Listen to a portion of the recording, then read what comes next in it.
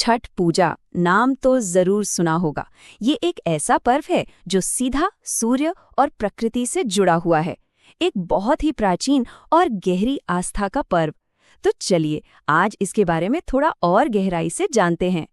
ये लाइन कितनी खूबसूरत है ना। और ये सिर्फ एक कहावत नहीं है। सच कहूं तो ये उस अटूट विश्वास का, उस फेथ का एसेंस है जो छठ पर्व को इतना खास बनाता है। ये एक रिमाइंडर है कि लाइफ, एनर्जी और नेचर ये सब आपस में कितने गहरे जुड़े हुए हैं। तो सवाल ये उठता है कि आखिर ये पर्व है क्या? इसकी जड़ें कहाँ से आती हैं? और क्यों क्यों इसे इतनी गहरी श्रद्धा के साथ मनाया जाता है? इसका जवाब इसकी कहानियों में ही छिपा है। तो शुरुआत करते हैं इसकी सबसे फेमस कहानी से। ये कहानी है एक राजा की, एक ऐसे राजा की जिसने अपनी सबसे बड़ी, सबसे दिल से मांगी हुई इच्छा को पूरा करने के लिए आस्था का सहारा लिया, और जो हुआ वो किसी चमत्कार से कम नहीं था। एक राजा थे, नाम था प्रियव्रत। सोच के देखिए, उनके पास सब कुछ था। धन, दौलत, शोहरत, प्रजा का प्यार, लिटरली एवरीथिंग। लेकिन इन सब के बावजूद उनकी जिंदगी में एक कमी थी, एक गहरा अंधेरा था। और वो कमी थी एक संतान की। उनकी गोद सूनी थी। साल दर साल प्रार्थनाएं, यज्ञ सब कुछ करके देख लिया, पर संतान का सुख नसीब नहीं हुआ। और ये एक ऐसा दुख था जो उनके सारे राजपाट, सारी खुशियों पर भारी पड़ रहा था। फिर महर्षि कश्यप ने एक बहुत बड़ा यज्ञ करवाया। उसके बाद रानी ने एक बेटे को जन्म दिया। लेकिन जहां जश्न होना चाहिए था वहां मातम छा गया, क्योंकि वो बच्चा निर्जीव पैदा हुआ था। आशा की वो आखिरी किरण भी बस एक पल में बुझ गई। राजा टूटे हुए थे, अपने मृत पुत्र को लेकर बस रोए जा रहे थे। और तभी अचानक आसमान से एक चमकता हुआ विमान नीचे उतरा। ये था कहानी का टर्निंग पॉइंट, वो पल जहां से सब कुछ बदलने वाला था।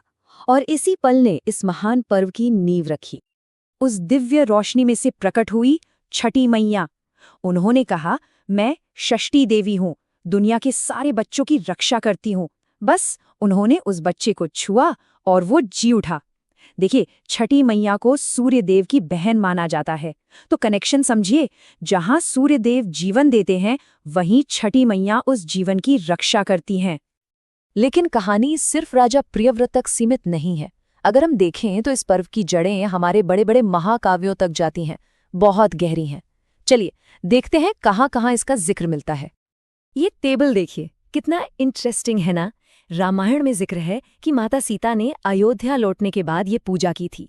फिर महाभारत में सूर्यपुत्र कर्ण, जिनकी शक्ति ही सूर्यदेव से आती थी, वो घंटों पानी में खड़े होकर अर्घ्य देते थे। और यहाँ तक कि द्रौपदी ने भी पांडवों के लिए ये व्रत रखा था। मतलब इससे साफ पता चलता है कि ये परंपरा कितनी कितनी पुरानी और कितनी रिस्पेक्टेड है। तो ये तो हो गई क्यों की बात। अब आते हैं कैसे पर। मतलब छठ मनाया कैसे जाता है। क्योंकि ये कोई एक दिन की पूजा नहीं है, ये तो पूरे 4 दिन की एक बहुत ही कठोर साधना है। ये पूरा प्रोसेस बहुत ही सिस्टमैटिक है। शुरुआत होती है पहले दिन नहाए खाए से, जिसमें एक पवित्र स्नान और सात्विक भोजन से तन मन को शुद्ध किया जाता है। फिर दूसरा दिन है खरना।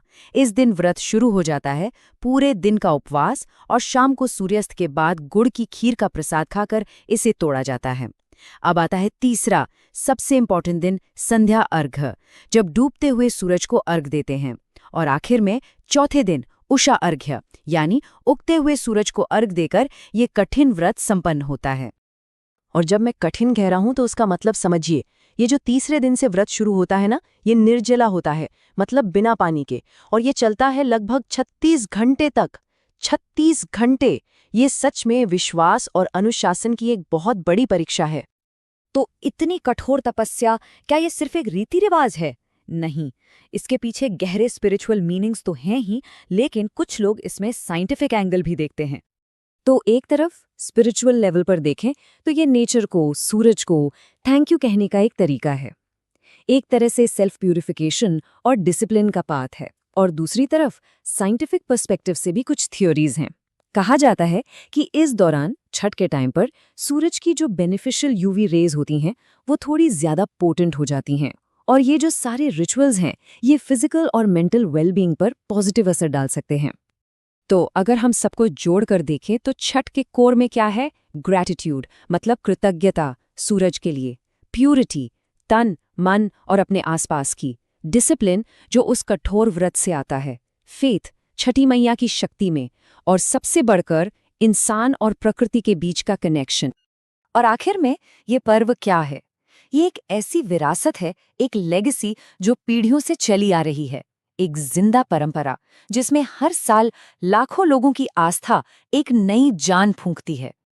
ये जो बात है ना, आपके व्रत की वजह से हमारे घर साक्षात छठी मैया आई हैं, ये सिर्फ शब्द नहीं है, ये वो गहरा पर्सनल विश्वास है जो हर व्रती महसूस करता है। उन्हें लगता है कि उनकी तपस्या से, उनकी भक्ति से देवी खुद उनके घर आती हैं, उन्हें आशीर्वाद देती हैं। तो ये सब देखने के बाद एक आखिरी सवाल मन में आता है, आज की इस मॉडर्न फास्ट पेस दुनिया में जहां हम नेचर से, अपने रूट से कहीं ना कहीं दूर होते जा रहे हैं, ये छठ पूजा जैसी परंपरा हमें क्या सिखा सकती है? शायद ये हमें एक पल रुककर उस सोर्स का, उस शक्ति का सम्मान करना सिखाती है जो हम सबको जीवन देती है। ये एक ऐसा ख्याल है जिस पर सोचना जरूर बनता है।